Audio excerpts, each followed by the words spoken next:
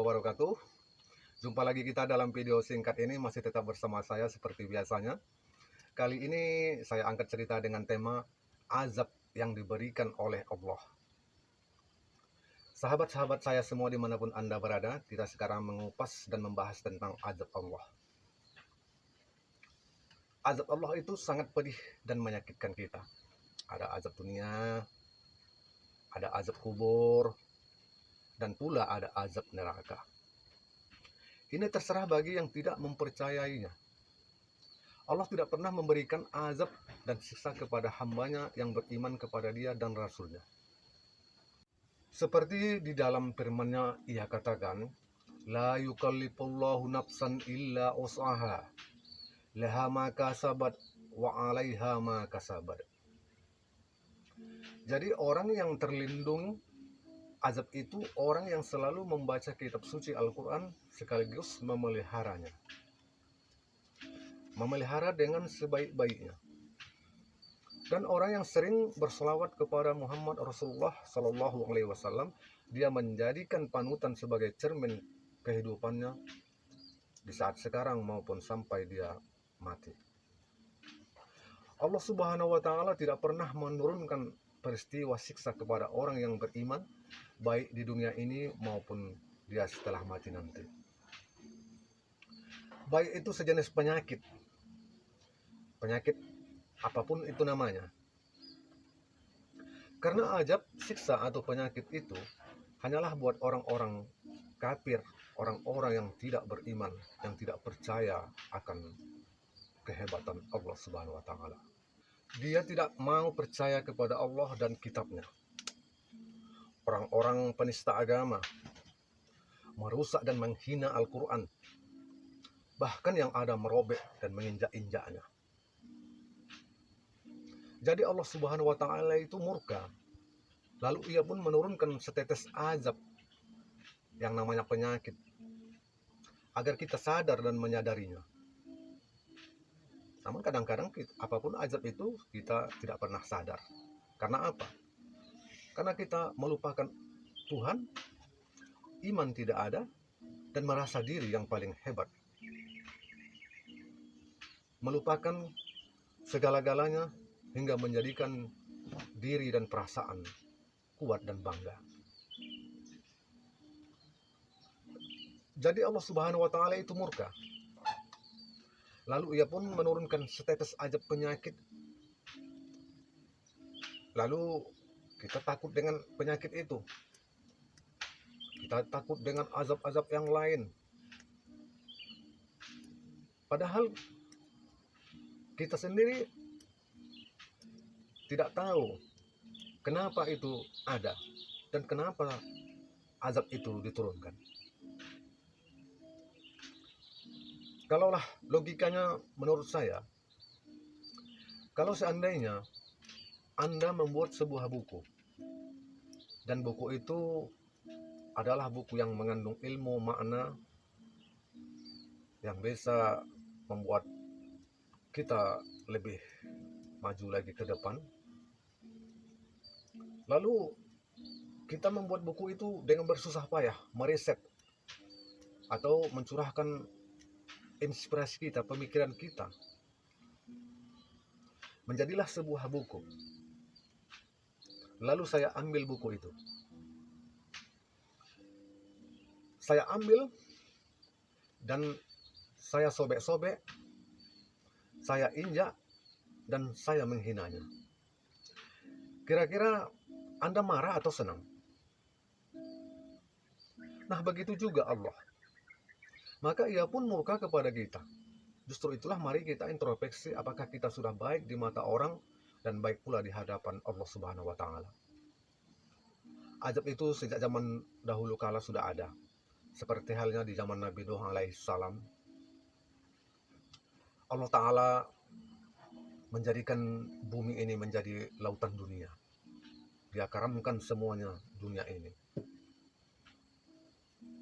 Dan yang mati adalah orang-orang yang tidak beriman kepada Dia. Sementara yang hidup pada zaman itu adalah orang yang mau mengakui kebesaran Allah Subhanahu wa Ta'ala dan kepercayaannya kepada Nabi Nuh. Demikian juga kepada nabi-nabi lainnya, Rasul kita.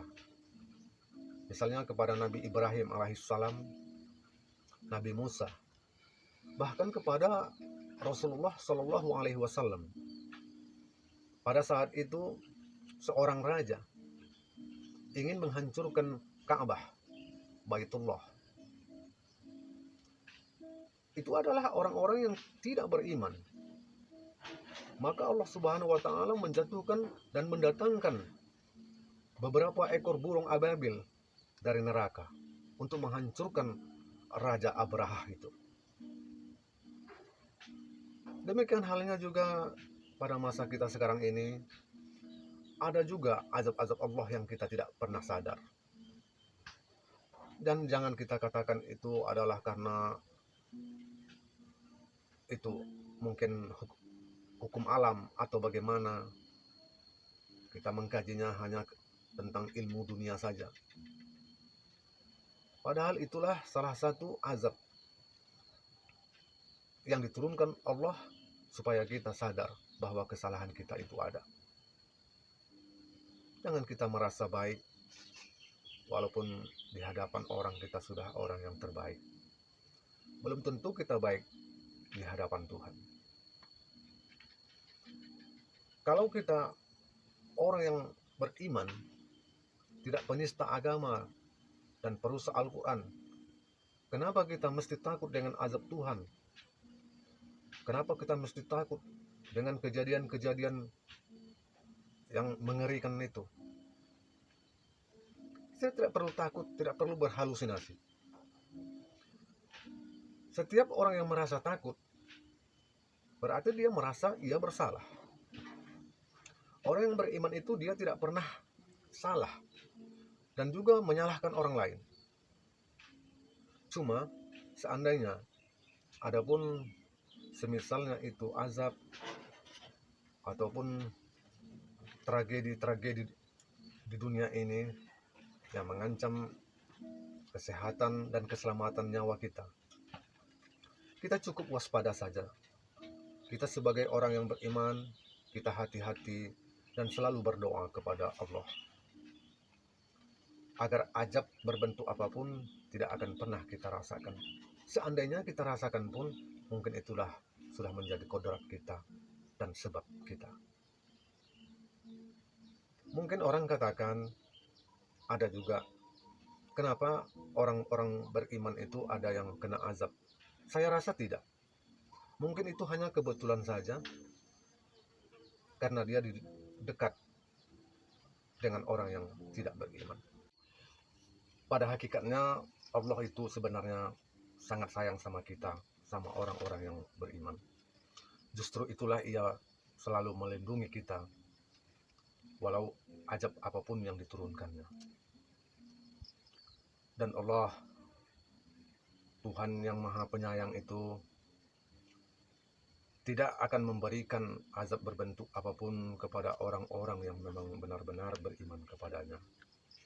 Jadi marilah kita coba mulai sekarang untuk menambah rasa keimanan dan kepercayaan kita kepada Dia, agar supaya kita bisa selamat di dunia maupun di akhirat kelak nanti.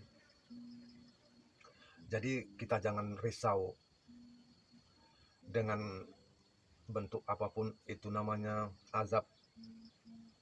Kalau kita memang sudah menjadi orang yang beriman percaya kepada Dia, kita biasa-biasa saja. Cuma perlu kita waspada, hanya itu saja. Kita berdoa. Jangan kita terlalu berhalusinasi sehingga menjadikan hidup kita itu ilusi. Yang pasti-pasti saja. Dan seandainya kalau misalnya Anda tidak merasa pasti, ya seperti yang saya katakan, mungkin itu adalah unsur kekurangannya iman sehingga kita merasa diri kita itu bersalah. Jadi kita perlu untuk membenahi diri kita, hati kita, dan jiwa kita ke depannya.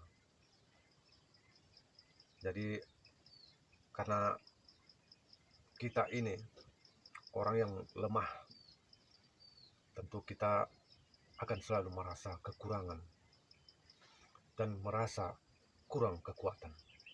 Kita serahkan saja kepada Allah Subhanahu wa Ta'ala bahwa kita adalah manusia yang tidak ada apa-apanya, tetapi jangan berbuat apa-apa. Saya kira dalam video singkat ini hanya demikianlah dulu yang dapat saya ceritakan. Semoga kita selamat dan sehat selalu, terhindar dari berbentuk penyakit apapun atau yang disebut dengan penyakit milenium, begitu kira-kira. Alhamdulillah kita bisa sehat sampai pada hari ini dan sampai seterusnya, terhindar dari segala ajab, terhindar dari segala mara bahaya dan bencana-bencana alam. Karena kita pun tidak ingin itu terjadi, sebab bencana itu adalah sangat pedih, menyakitkan. Jadi di akhir pertemuan ini saya sampaikan, marilah kita mencoba untuk yang terbaik ke depannya. Okelah sahabat-sahabat saya semua dimanapun Anda berada, di akhir pertemuan kita kali ini tak lupa saya mengucapkan jangan lupa untuk subscribe, like, comment, and share di channel saya Ahmad Kurniawan Official. Demikianlah dulu. Assalamualaikum warahmatullahi wabarakatuh.